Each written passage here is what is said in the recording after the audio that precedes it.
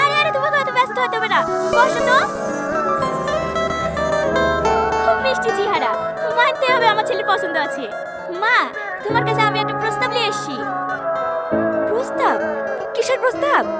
আমার ছেলে তোমাকে খুব পছন্দ, আজ কদিন ধরেই আমাকে বলছে। আমি তো প্রথমে আসতেই চাইছিলাম না।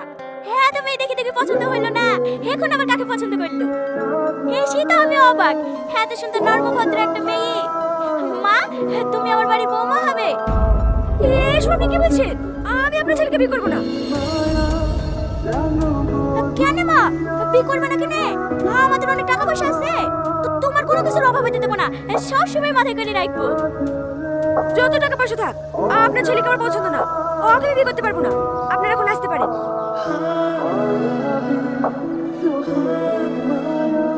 কিন্তু মা,